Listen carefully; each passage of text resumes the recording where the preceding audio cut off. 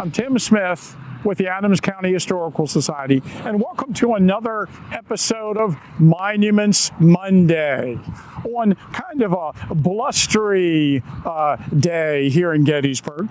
I wanted to talk a little bit about the General John Fulton Reynolds equestrian statue today. And you might know that there are 7 equestrian statues around the Gettysburg National Military Park. In the 1890s, the Pennsylvania state legislature provided $100,000 of funding for 3 equestrian statues for Pennsylvania generals at Gettysburg. Of course, the statue to General George Gordon Meade, the Northern Army commander, and Winfield Scott Hancock were both placed in 1896. And in 1899, the monument to General John Fulton Reynolds was dedicated. According to an article in 1898, on the spot where he fell, the state of Pennsylvania will shortly erect a colossal equestrian statue. It is the work of sculptor H.K. Bush Brown, Henry Kirk Bush Brown, who modeled it in his studio in Newburgh, New York, where his uncle, the late Henry Kirk Brown, executed some of his most important equestrian statues, notably the Washington, which stands in Union Square, New York. Like his uncle, Mr. Bush Brown is a lover of horses, and the model he used in this statue is a splendid Arab stallion which he bought from the Russian commissioners at the close of the World's Fair. I think that's kind of interesting about the horse that was used in the statue. Now, the monument was actually dedicated on July 1st, 1899. And I should mention that a number of positions were chosen for this monument. And it was thought at first that it would be placed over in front of the woods near where Reynolds was killed. But the Gettysburg Springs Land Improvement and Springs Hotels Company offered to donate a plot of land here, 40 feet by 40 feet, to place the monument. And what a fortuitous spot to place the monument. And a lot of people question why the monument is here.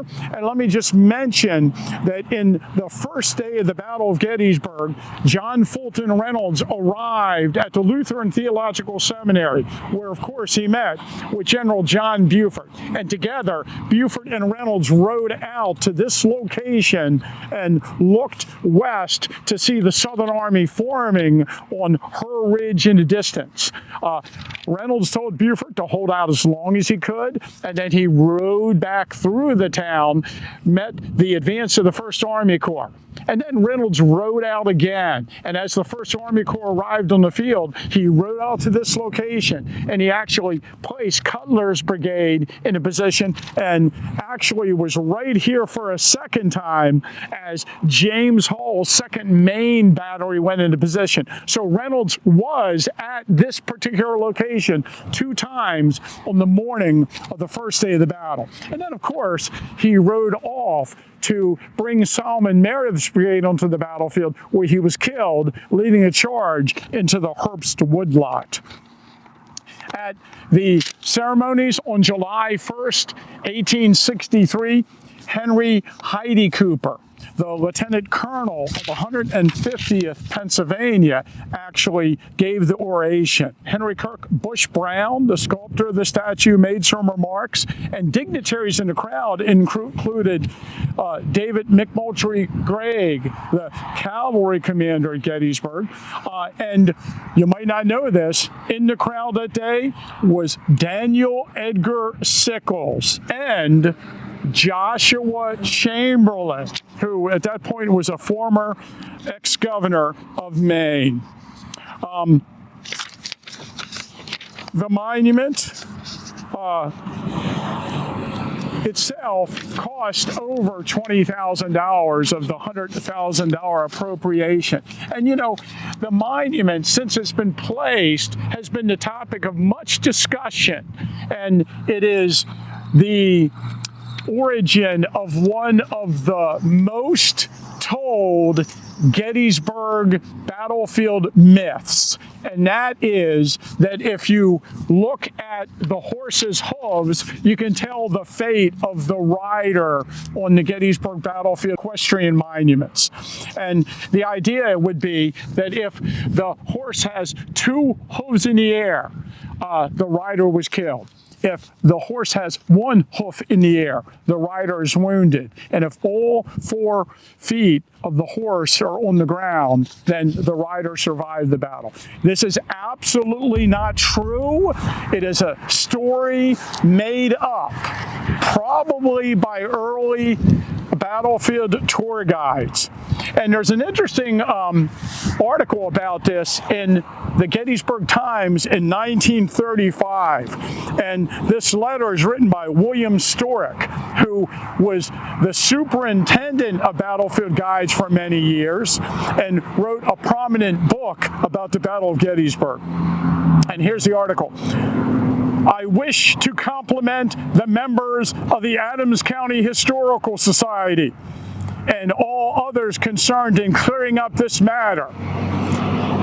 And he mentions in this article that he took on a battlefield tour Henry Kirk Bush Brown, the sculptor of this monument, in 1915.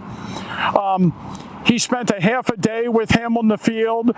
When stopping at the Meade statue, which Brown also sculpted, I asked whether the base of the horse's feet had any significance relating to the fate of the rider, as a story has been told that in the case of Reynolds' horse, 2 feet were off the base because Reynolds was killed. The Meade horse and the Sedgwick horse have all 4 feet on the base, or because they were unhurt. Mr. Brown took a hearty laugh on hearing it and said, I never thought of that. My idea was to show, in one case, a horse in action, in this case, and in Meade's case, a horse at rest with no significance whatever as to the fate of the rider. And it doesn't matter how many times we tell people this. It doesn't matter what your source is.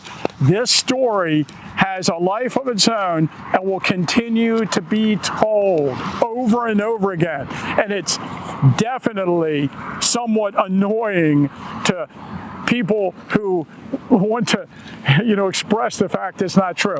Others people like to say that this is some kind of European tradition, and it is definitely not.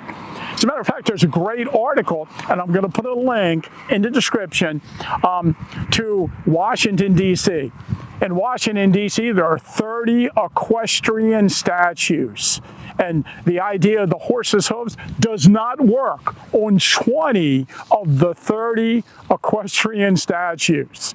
And in front of the White House, there's a statue of Andrew Jackson, and his horse is rearing with 2 feet in the air, and obviously he was not killed in battle. So, I guess it depends that you should be careful to tell the story only in front of a monument where the story seems to apply. A couple other things about this statue. One of them is that, shortly after that, the Lincoln Highway was established as one of the predominant east-west highways in the United States. And the Lincoln Highway led right into the Gettysburg battlefield, and as the people approached Gettysburg from the west, they came upon the Reynolds and the Buford statues at this location in a very prominent place. Thanks for watching. And if you like the content that we put on our YouTube channel, please like and subscribe and hit the notifications bell so you can learn of our upcoming videos.